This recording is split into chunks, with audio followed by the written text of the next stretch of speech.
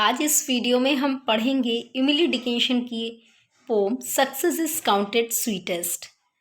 तो ये जो पोम है 3 स्टेंजा पोम है और इसमें 12 लाइन्स हैं।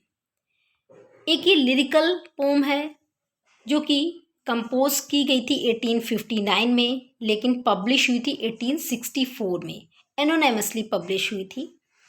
तो डिकिंसन इसमें बताती हैं वैल्यू ऑफ सक्सेस को, कि रियल में सक्सेस को कौन एंजॉय करते हैं, वो जो सक्सेसफुल होते हैं या वो जो कि अनसक्सेसफुल होते हैं। तो इस पोएम को हम पढ़ते हैं और रियली हम कहीं ना कहीं इससे अपने को भी रिलेट करेंगे और हम पाएंगे कि yes it is right. So now without any fail, without any delay, let's get started and definitely you will enjoy it. Success is counted sweetest by those who never succeed. Success उनके लिए बहुत प्यारी होती है, सबसे ज़्यादा मीठी उनको लगती है जो कि कभी भी सक्सेस नहीं हुए हैं, मतलब जो अनसक्सेसफुल रहे हैं। सपोज दैट आप कोई एग्ज़ाम देते हैं या हम लोग को एग्ज़ाम देते हैं और हमारा नहीं क्लियर होता है, और जबकि हमने बहुत सारे एफ़र्ट्स डाले हैं, हमने रात दिन मेहनत की है, लेकिन दूसरे व्यक्ति का हो जाता है या दूसरे जो लोग, हम सपोज दैट हम लिस्ट भी देखते हैं तो हमारे मन में आता है देखिए इनका सिलेक्शन हो गया और मेरा नहीं हुआ। बहुत जो हमारे अंदर पीड़ा होती है ना, और जो हमारे अंदर उस सक्सेस को मतलब पाने की चाहत होती है, डिज़ायर ऑफ सक्सेस, तो और डिज़ायर ऑफ विक्ट्री, तो वो एस्पायरेंट्स नहीं समझ सकते जो कि सक्सेसफुल हो गए हैं। या फिर आप इसको ऐसे समझ लीजिए, आपने बहुत एग्ज़ाम दिए, बहुत फेल होने के बाद और आपका सिलेक्शन होता है, literally at that time you will cry, because आपके उसमें गूज बम्प आ जाएंगे कि यस आई नेल्ड इट, कि हाँ मैंने कर लिया और मैं सक्सेसफुल हो गई हूँ। और उस समय भी हाँ आप, क्योंकि आप कब समझ पा रहे हैं सक्सेस की वैल्यू, जब आप पीछे के अपने उन दर्द को फील कर रहे हैं कि कितना आप तड़पे थे उस चीज़ के लिए। तो सक्सेस की वैल्यू वही ज़्यादा समझता है, या सक्सेस को उसी के लिए बहुत मीठी होती है, उसको पाने की चाहत बहुत ज़्यादा बढ़ जाती है, by those who never succeed, जो कि कभी भी सफल नहीं हुए हैं। To comprehend a nectar, nectar means होता है शहद, अमृत, requires sorest need. To comprehend means होता है समझना, यहाँ पर हम इसका फिगरेटिव मीनिंग लेंगे इंजॉय करना। तो शहद की वैल्यू को या अमृत की वैल्यू को वही समझ सकता है या वही समझता है बेहतर जिसको कि उसकी गहरी ज़रूरत होती है, सोरेस्ट नीड, जिसको कि स्ट्रॉन्ग डिज़ायर होती है, आवश्यकता होती है, वही उसकी वैल्यू को समझ सकता है। एक लाइन कहते हैं ना कि एक ग्लास पानी की वैल्यू वही समझेगा जब आप प्यासे होते हैं ना, आपको लगता कहीं पानी मिल जाए घूंट भर, तब आप उस पानी की वैल्यू को समझते हैं। या भूखा व्यक्ति ही, हंग्री पर्सन ही खाने की वैल्यू को समझता है, उसको सूखी रोटी भी मिल जाएगी, उसको भी प्यार से खाएगा।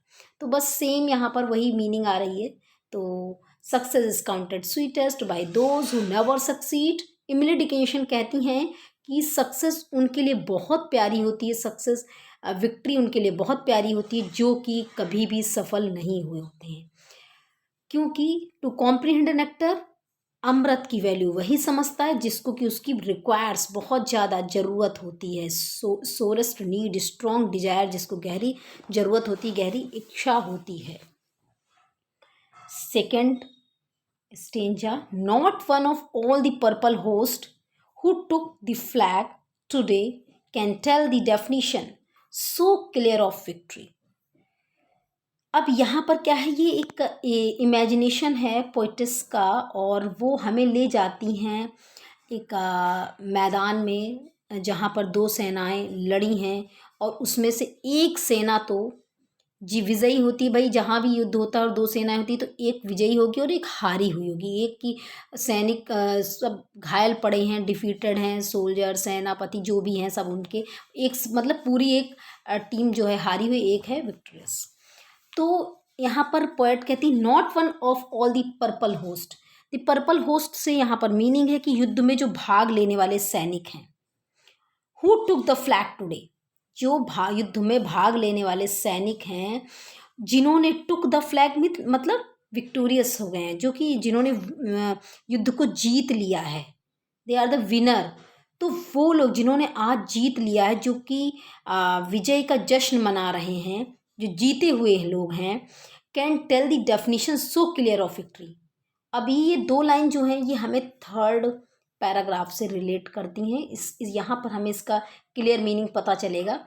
तो मतलब पोइटेस ये कहती है कि कोई भी, जितने जो जीते हुए, not one of all the purple host, जो भी युद्ध में भाग लेने वाले सैनिक थे और जो जीत गए हैं आज, और वो फ्लैग लेके चल रहे हैं किस चीज़ का, विजय का, विक्ट्री का, उनमें से एक भी नहीं, क्या नहीं बता सकता, can tell the definition so clear of victory, जीत की परिभाषा को स्पष्ट कोई नहीं बता सकता।